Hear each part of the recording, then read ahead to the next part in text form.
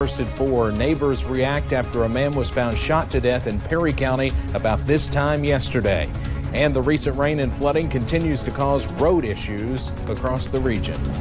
And the rain chances will remain scattered this evening. We have quite a spread of the temperatures too. Those details now on First at 4. Dedicated to eastern and southern Kentucky, this is WYMT Mountain News First at 4. Good afternoon, I'm Steve Hensley. First at 4, an arrest is made in a Perry County murder investigation. James McIntosh is now in custody for allegedly killing Danny Mullins along Four Seam Branch Road in the Glomar community. WYMT's Taylor Upchurch has the latest. Police were called out to this spot here behind me on Four Seam Branch Road, just off of Kentucky 15 South, where they found Danny Mullins shot to death. Today I drove out to the Chavies community where he grew up. Those who live there say it's a sad day for their community and Perry County as a whole. Grieving loss after a member of the community dies. Danny's father is our patient, and I know will be probably going through a very rough time, and just my heart goes out to them. Police say James McIntosh shot Mullins 6 times. But when something like this happens locally here in our community in Hazard and Perry County, it really shakes the community to its core. Officials say this was not a random act of violence. They do not suspect robbery or theft. Yeah, I don't believe that drugs played any kind of part of this. I think it's safe to say they did know each other. McIntosh was arrested early Thursday morning while working at Wayne Supply in Hazard. Locals say they trust police will bring the truth behind this murder to light. I think the family should be strong, have faith in the law, and basically, remember the good things about the person whom they have lost. Police tell us a motive is still unknown at this time, but we will continue to update you on WYMT and WYMT.com. For now, in Perry County, Taylor Upchurch, WYMT Mountain News. James McIntosh is charged with 1 count of murder and tampering with physical evidence.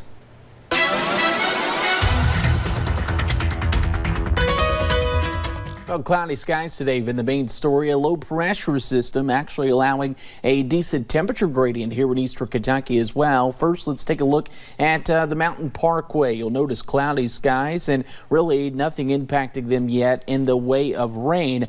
But showers are working in from the west and will be pushing eastward as we head throughout tonight. Of course, University of Virginia, even a few peaks there in the cloud cover. You'll notice now some light showers working in from the west to the east, and all this associated with the low pressure system in Tennessee. Some of that warmer air allowed to work up into the southern tier of our counties, and that's where you'll see where Bell County was at 58 now. They were earlier at 60 degrees, the 40s for really the Kentucky River region, and then those 30s as you go up near Interstate 64 as the cold northeast winds work in. That low pressure will work out tonight. We'll get a brief drying period before all eyes turn to our next weekend system. Steve, we will break down what we know at this point coming up in a few short minutes.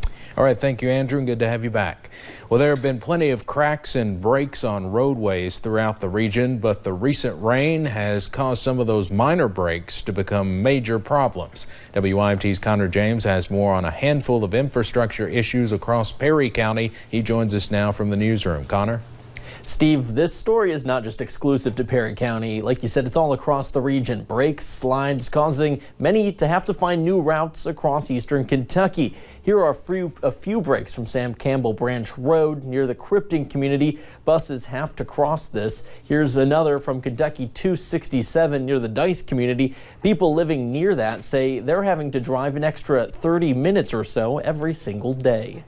Well, up top of the hill, it's always been a little bump. And then after the storm come, it's like when you come down the road, dirt and all, it's like you would drop, like a roller coaster, and you don't know how far you're going to go to the bottom. Now that break along Kentucky 267, it closed the road indefinitely. We really have no idea when it will open. Crews certainly have their hands full across eastern Kentucky, Steve. Yeah, it's going to be a long time to fix all these issues. Connor, thank you. A school bus in North Carolina crashed with 15 students on board this morning. No major injuries were reported. The bus appeared to have lost control, veered into a car, and then into a townhome. Several children were seen walking around the bus after the crash. Officials with Charlotte and Mecklenburg schools say alternate arrangements were made to transport the children to school or their home. President Donald Trump's former personal attorney, Michael Cohen, finishes up 3 days of hearings on Capitol Hill today with a closed-door session, one day after delivering explosive public testimony to Congress about his former boss. Cohen made allegations that the president tried to cover up campaign finance violations. Cohen presented a check he says President Trump signed while in office to partially reimburse him for hush money paid to adult film actress Stormy Daniels. The president responded to Cohen's testimony during a news conference in Vietnam earlier yesterday, focusing on one aspect of the testimony. He didn't lie about one thing. He said no collusion with the Russian hoax. And I said, I wonder why he didn't just lie about that too, like he did about everything else. There may be more bombshells ahead. When asked if there is other wrongdoing by the president that Cohen is aware of but has not been discussed, Cohen said yes. Israeli Prime Minister Benjamin Netanyahu will be charged with bribery, fraud, and breach of trust, according to a source with direct knowledge of the decision by the country's attorney general. The charges stem from 3 separate corruption investigations pending a hearing in what could be a major blow to Netanyahu as he seeks a 5th term in office. Netanyahu has repeatedly denied any wrongdoing, most recently doing so yesterday when he released a statement dismissing the possible bribery charge as ridiculous. President Trump is on his way back to the White House following the summit with North Korea in Hanoi. The president says North Korea wanted too much to end its nuclear program, so he walked away. Kim Jong-un was willing to make some concessions, including totally dismantling North Korea's Nuclear Research and Development Center. Basically, they wanted the sanctions lifted in their entirety, and we couldn't do that. The North Koreans were also not willing to allow inspectors in to verify their steps to denuclearize.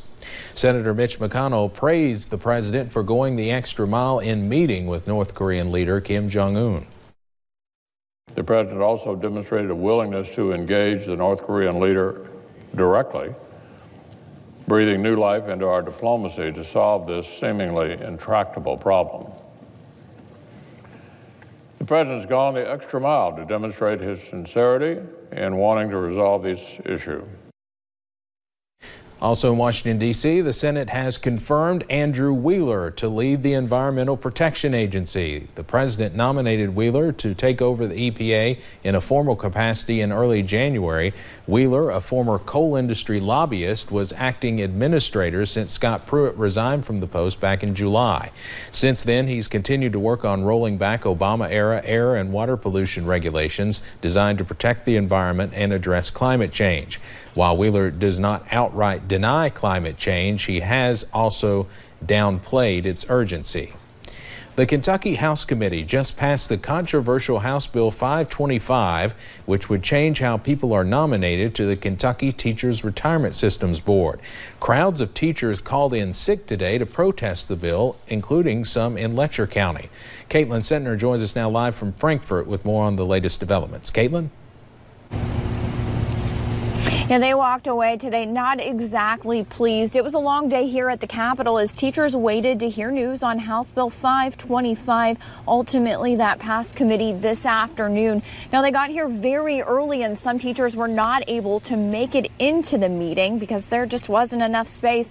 Calling for a sick out today, Kentucky United 120 wanted to make a statement. Many counties in the Commonwealth missing out on a school day, including both Fayette and Jefferson counties, as teachers flooded the Capitol. Now, they're not fans of House Bill 525, simply chanting no 525 on the Capitol stairs. KEA is firmly against the bill, saying it's a retaliatory effort. 525, if passed, would reorganize the Board of Trustees for the Kentucky Teachers Retirement System. Teachers rallying together say they just don't want the future of their pensions to end up in the wrong hands. I feel like they say that they want to give us a bigger voice at the table, but this isn't the table that we asked to have a voice at. And so I don't feel like Representative Upchurch is really listening to the stakeholders. And where we go from here, I'm not sure. I know this is probably going to be heard again tomorrow, and they're going to be looking at making some amendments. And I think we just need to be very vigilant. Obviously, the teachers here in Frankfort today walking away with news they didn't want to hear today. Some teachers are planning another sick out for tomorrow. Live at the state capitol, Caitlin Sentinel, WYMT Mountain News. All right, Caitlin, thank you very much. We'll have more on this later tonight. Well, we have some exciting news about a familiar face joining our team of Gray television stations. I hope to get guests that will help, raise the profile on stories that matter to the people across the Gray platform. Greta Van Susteren has been tapped into what is going on inside the Beltway for more than 20 years, and now she brings her expertise right here to WYMT. She talks about why serving you in Washington is so important, coming up at 5:30. The Trump administration is ditching a tariff hike on China, at least for now. The Office of U.S. Trade will file documents this week to suspend the scheduled increase until further notice. In a statement yesterday, a representative for the agency says the move comes directly from President Trump. U.S. and Chinese leaders have been working to broker a deal to stave off a growing trade war. The increase would have gone into effect Saturday and put about a 25% tariff on $200 billion worth of Chinese goods. Let's head over to Wall Street now on this Thursday afternoon. The Dow closes down today more than 69 points. A 1990s heartthrob is in a Los Angeles hospital. Actor Luke Perry was reportedly rushed to the hospital yesterday morning. TMZ reports he suffered a massive stroke and is now in a medically induced coma. The 52-year-old is best known for his role as Dylan McKay on the 90s cult favorite Beverly Hills 90210. Perry has not signed on to be part of the series reboot, which was just announced yesterday. He currently stars in the CW show Riverdale. Straight ahead on First at 4, is the Momo Challenge real or another internet hoax? Regardless, it's a reminder for parents about the dangers that lurk online. And the rain chances continue now, but the snow chances, they could arrive later. We'll break down what we know coming up. Window World, the largest window replacement company in America, has zero down financing available with payments to fit your budget. All backed by the industry's strongest warranty, locally owned and operated. Window World, not only do we stand behind our windows, we stand on them. Don't have time to go to the library? Well, the library can come to you with Perry County Public Library's Bookmobile. With over 3,000 items to choose from, there's something for everyone.